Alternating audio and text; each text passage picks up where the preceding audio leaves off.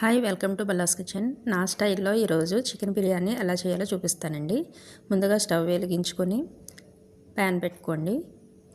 దానిలో ఒక 2-3 స్పూన్లు నెయ్యి వేసుకొని మంచిగా సన్నగా కట్ చేసుకుని పెట్టుకున్న ఆనియన్స్ని వేసుకొని, చూసారు కదా నేను చూపించిన విధంగా సన్నగా కట్ చేసుకొని, ఇది బ్రౌన్ ఆనియన్స్కి మనం ప్రిపేర్ చేసుకుంటున్నామండి. సన్నగా కట్ చేసుకొని కొంచెం సాల్ట్ వేసుకొని మంచిగా ఫ్రై చేసేసుకోండి. అది బ్రౌన్ కలర్ వచ్చే వరకు ఇదిగో ఈ విధంగా రావాలండి. అలా వచ్చే వరకు ఫ్రై చేసుకుని ఒక ప్లేట్లో తీసుకొని పక్కన పెట్టేసుకోండి. తర్వాత అదే ప్యాన్లోకి ఆయిల్ వేసుకోండి. 2-3 స్పూన్ల ఆయిల్ వేసుకోండి. తర్వాత సన్నగా కట్ చేసి పెట్టుకున్న 2-3 ఆనియన్స్ ఇలా వేసుకొని మంచిగా ఫ్రై చేసేసుకోండి. అవి మంచి రంగు వచ్చే వరకు ఫ్రై చేసుకోండి. కొంచెం సాల్ట్ వేసేస్తే తొందరగా వాటర్ అంతా పోయి తొందరగా వేగిపోతాయండి ఆనియన్స్. మంచి బ్రౌన్ కలరు, మంచి కలర్ రావాలి. ఇదిగో చూసారు కదా ఈ విధంగా. తర్వాత సన్నగా కట్ చేసి పెట్టుకున్న ఒక 2 టమాటాలని ఇలాగా వేసుకొని మంచిగా ఫ్రై చేసుకోండి.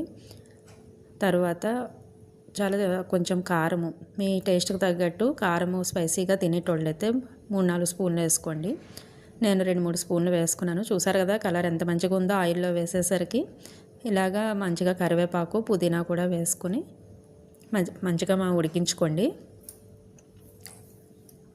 తరువాత మనము ఈ చికెన్ 1 కిలో తీసుకున్నానండి నేను. అందులో సాల్టు, పసుపు, curd, ginger garlic paste, garam masala ఇవన్నీ వేసేసుకొని నానబెట్టుకున్నానండి ఒక హాఫ్ అన్ అవర్ 1 అవర్ వరకు. తర్వాత ఇది 1 కిలో చికెను. ఇవన్నీ కూడా మొత్తం పీసెస్ ఒకటి అందులో వేసుకొని మంచిగా ఫ్రై చేసుకోండి. అందులో ఉన్న మసాలా కొంచెం పక్కకు పెట్టుకోండి. చూసారు కదా నేను చూపించిన విధంగా ఓన్లీ పీసెస్ ఒక్కటి వేసుకొని అందులో ఉన్న మంచి వాటర్ అంతా బయటకు వచ్చేసే వరకు, దానిలో ఉన్న పచ్చి వాసన అంతా పోయే వరకు ఇలాగ నేను చూపించిన విధంగా మంచిగా ఫ్రై చేసుకోండి. తర్వాత మూత పెట్టుకుంటే మిగిలిన ఎక్సెస్ వాటర్ ఏదన్నా ఉన్నా కూడా బయటకు వచ్చేస్తుంది. పక్కన పెట్టుకొని ఉడికించుకోండి. లోపు ఒక గిన్నె తీసుకొని అందులో బాస్మతి రైస్ అండి. నేను బిర్యానీస్కి ఎక్కువగా బాస్మతి రైసే వాడతాను. చాలామంది కూడా అదే వాడతారు. ఒక 3 కప్స్ బాస్మతి రైస్ తీసుకున్నాను నేను. అందులో కొంచెం వాటర్ వేసుకొని కాసేపు ఒక హాఫ్ అన్ అవర్ అన్నా నానబెట్టుకోండి. ఈలోపు అది నానుతూ ఉంటుంది. తర్వాత ఇదిగో మనం మూత పెట్టేసుకున్నాం కదా, తర్వాత మూత తీసుకుని ఉడికిందో లేదో కొంచెం చూసుకుందాం. చూసారు కదా వాటర్ అంతా పైకి వచ్చేసింది.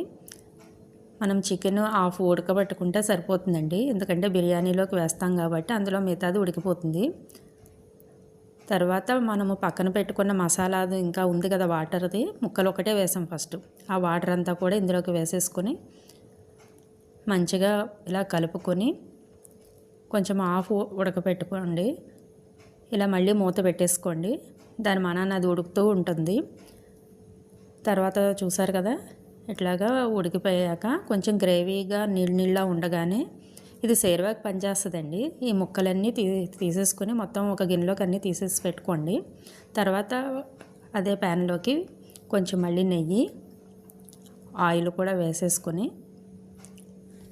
2-3 స్పూన్ల ఆయిల్ వేసుకోండి. 2-3 స్పూన్లు నెయ్యి వేసుకోండి. నెయ్యితో చేసుకుంటే చాలా బాగుంటుందండి టేస్టు. మీరు ట్రై చేయండి ఒకసారి ఇలాగా. మొత్తం ఆయిలే కాకుండా నెయ్యి వేసుకుంటే చాలా బాగుంటుంది. ఈ విధంగా ఆయిల్ హీట్ అయ్యాక కొన్ని జీడిపప్పులు కూడా మంచిగా ఫ్రై చేసుకోండి. ఏ బిర్యానీలో కన్నా జీడిపప్పులు ఉంటే చాలా బాగుంటాయి. ఇలా ఫ్రై చేసేసుకున్నాక బిర్యానీ లీఫ్, గరం మసాలా, లవంగాలు, దాల్చిన చెక్క, ఇలాచి, ఇంకా మీ దగ్గర ఏమేమి అవైలబుల్ ఉంటే ఓల్ గరం మసాలా అంతా ఇలాగా డైరెక్ట్గా ఫ్రై చేసేసుకోండి. తర్వాత ఆనియన్స్, మిర్చి, నేను కారం ఎక్కువ తినే వాళ్ళకైతే ఎక్కువ ఒక 10 వరకు వేసుకోండి. నేను 6 వేసుకుంటున్నాను. ఎందుకంటే 3 గ్లాసెస్ రైస్ కాబట్టి 1 గ్లాస్కి 2 చొప్పున నేను లెక్క చూసుకుని అలా వేసుకున్నాను. కొంచెం పసుపు కూడా వేసుకోండి, మంచి కలర్ వస్తుంది. ఇంకా మీరు కారం ఎక్కువ తినేటట్టయితే చిల్లీస్ కూడా ఎక్కువ వేసుకోండి. తర్వాత సాల్ట్ కూడా ఇందులో వేసేసుకుంటున్నాను. టేస్ట్కి తగ్గట్టు వేసుకోండి. తర్వాత మళ్ళీ టేస్ట్ చూసుకొని కావాలంటే వాటర్లో వేసుకోవచ్చు. ఇలా మంచిగా ఫ్రై చేసేసుకోండి. తర్వాత అల్లం వెల్లుల్లి పేస్ట్ కూడా 1 గ్లాస్కి 1 స్పూన్ చొప్పున 3 గ్లాసెస్ కాబట్టి 3 స్పూన్స్ అల్లం వెల్లుల్లి పేస్ట్ వేసానండి. ఇలా లెక్క పెట్టుకుంటే మీకు కరెక్ట్గా మనకి టేస్ట్కి తగ్గ మంచి టేస్ట్ వచ్చేస్తుందండి. ఎక్కువ తక్కువలు అయితే ఏమీ అవ్వదు. తర్వాత కొంచెం ధనియా పౌడర్ కూడా అంతే, ఒక కప్పు రైస్కి ఒక స్పూను ధనియా పౌడర్ కూడా వేసుకోండి. 3 కప్స్ కాబట్టి 3 స్పూన్స్ ధనియా పౌడర్ వేసుకున్నాను. మంచిగా ఫ్రై చేసుకోండి. తర్వాత టమాటాలు ఒక 2 కట్ చేసి ఈ విధంగా వేసుకున్నాను. తర్వాత మూత పెట్టేసుకుంటే టమాటాలో ఉన్న వాటర్ అంతా మంచిగా ఎగిరిపోద్ది. చూసారు కదా, ఈ విధంగా మంచిగా ఆయిల్ అంతా పైకి వచ్చేసింది. తర్వాత వాటర్ అంతా తీసేసుకొని ఒక 1/2 అవర్ నానబెట్టుకున్నాం కదా, ఈ రైస్ని అంతా రైస్ ఒకటి ఇందులో వేసుకోండి, వాటర్ లేకుండా. కొద్దిసేపు ఒక 2-3 మినిట్స్ ఇట్లా మంచిగా మసాలాలన్నీ పట్టే విధంగా ఫ్రై చేసుకుంటే మీకు రైస్ అనేది పొడిపొడిలాడుతుంటుంది, ముద్దయిపోదు. తర్వాత 3 కప్స్ రైస్కి ఒక 5 కప్స్ వాటర్ వేసుకోండి. ఎందుకంటే బాస్మతి రైస్ కాబట్టి ఎక్కువ వాటర్ పట్టదు. నార్మల్ రైస్కి అయితే 1:2 రేషియోలో వేసుకోవాలి. ఇది బాస్మతి రైస్ కాబట్టి 3 కప్స్కి ఒక 5 గ్లాసెస్ వాటర్ వేసుకున్నాను. తర్వాత కొంచెం పుదీనా, కొత్తిమీర కూడా వేసేసుకొని ఆ వాటర్లోనే కొద్దిసేపు మూత పెట్టుకోండి. మీడియం ఫ్లేమ్లో ఒక హాఫ్ ఉడకనివ్వండి రైస్ అనేది.